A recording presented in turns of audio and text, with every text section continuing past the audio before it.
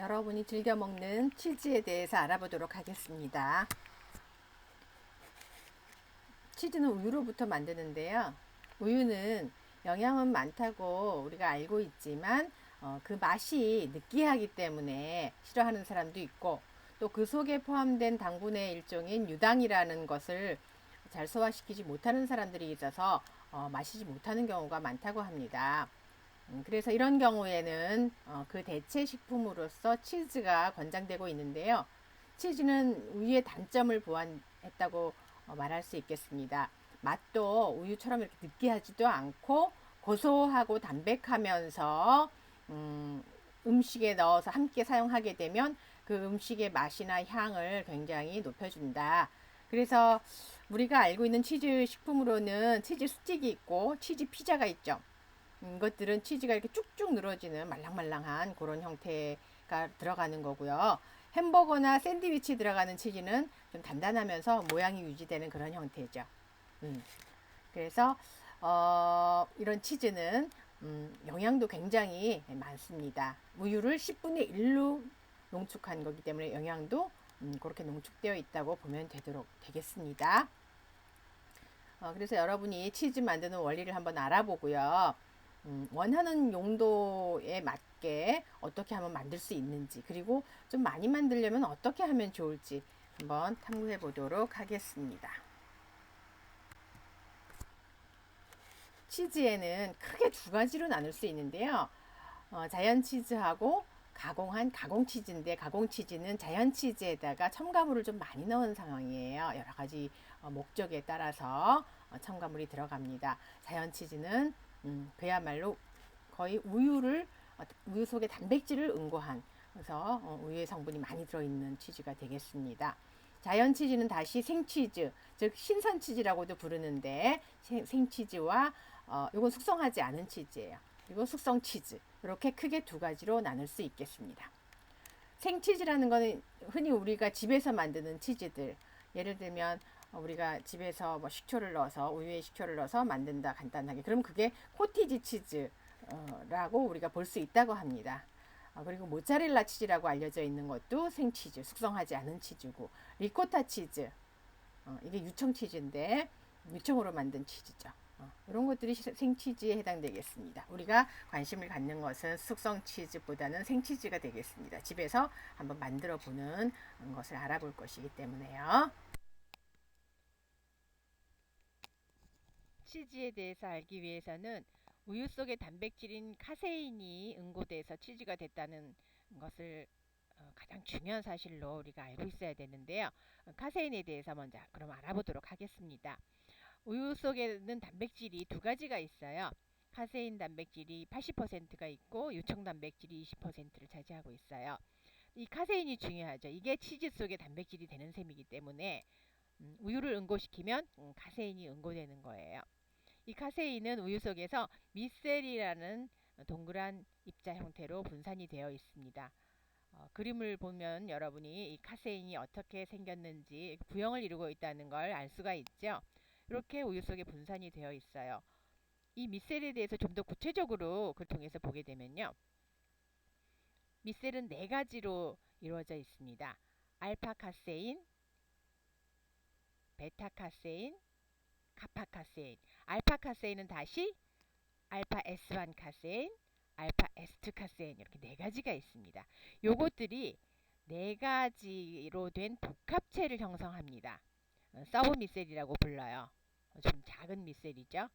요것들이 다시 결합을 해요. 이 네 가지 복합체로 된 입자들이 인산 칼슘이 이 입자들을 다시 결합을 시켜줘요.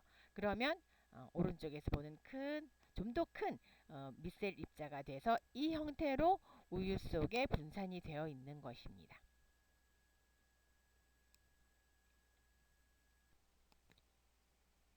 그럼 자연 치즈를 어떻게 만드는지 과정을 알아보도록 하겠습니다. 자연 치즈는 우리가 집에서 만드는 치즈의 범주에 속하죠. 자, 먼저 우유를 응고시킵니다. 그 방법으로는 산응고법이 있고 레닛 응고법이 있는데요. 산응고법은 산성물질을 이용하는 것이고요. 레닛 응고법은 효소를 이용하는 것입니다. 다음 단계로는 응고되지 않은 액체 상태의 유청 단백질을 제거하는 과정입니다. 유청 단백질은 카세인이 응고될 때 응고되지 않기 때문에 이 단계에서 제거해야 됩니다. 다음으로는 소금을 첨가하는 과정인데요. 소금은 우리가 치즈에서 느끼는 그 짭짤한 맛, 그게 소금 때문에 느껴지는 맛이고요. 이 소금은 미생물 번식도 억제해주고 젖산 형성을 도와서 발효가 잘 일어나도록 하는 역할을 합니다. 마지막으로는 숙성 과정입니다. 적절한 온도와 습도 환경에서 그 치즈의 맛과 풍미를, 맛과 향을 최대한 살리기 위해서 숙성 과정을 거치게 됩니다. 이 숙성 과정은 집에서 우리가 치즈를 만들 때는 생략하기 쉬운 과정이죠. 소금까지만 첨가하고 섭취해도 가능은 하겠습니다. 그럼 산성 물질에 의해서 우유를 어떻게 응고시킬 수 있는지 원리를 알아보도록 하겠습니다. 집에서 활용하는 편리한 방법이죠.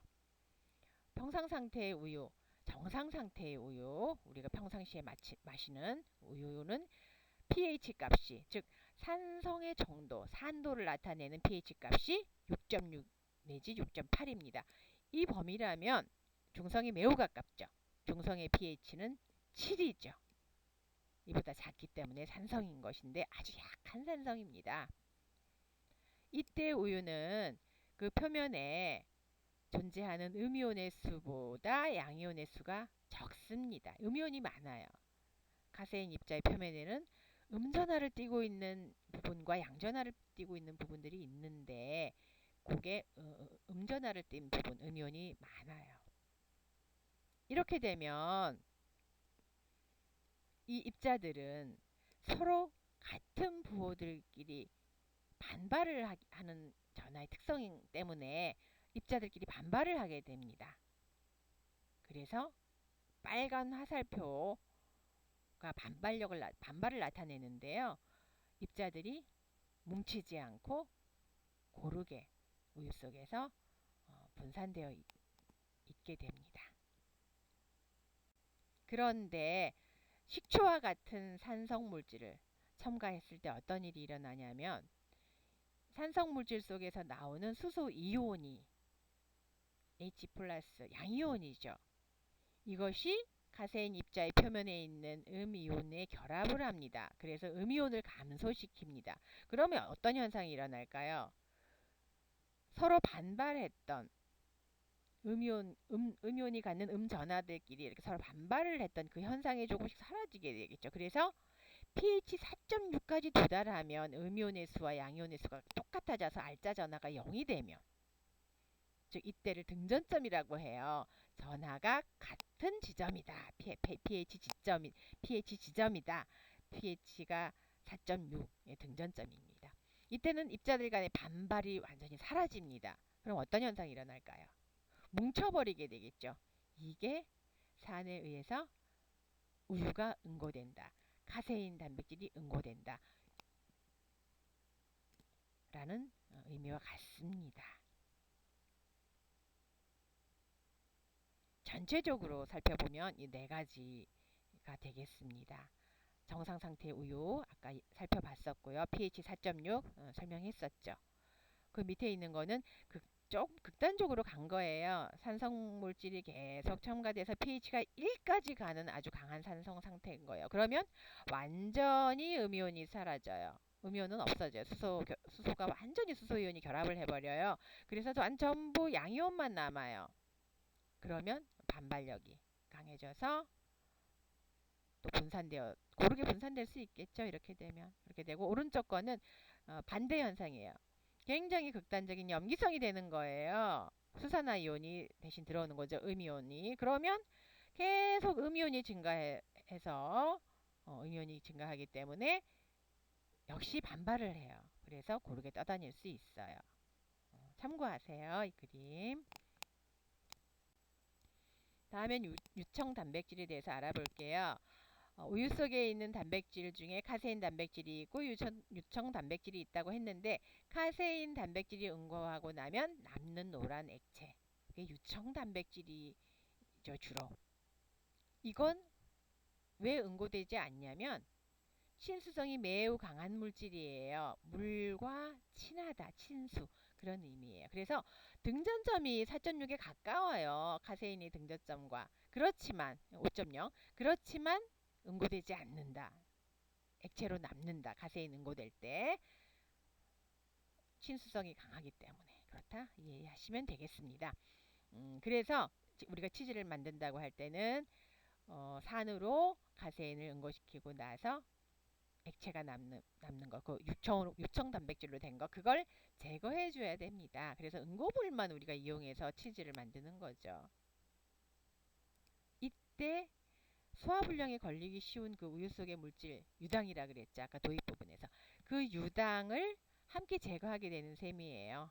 그 속에 포함되어 있으니까. 그래서 치즈가 좋다. 이렇게 얘기했던 거고요.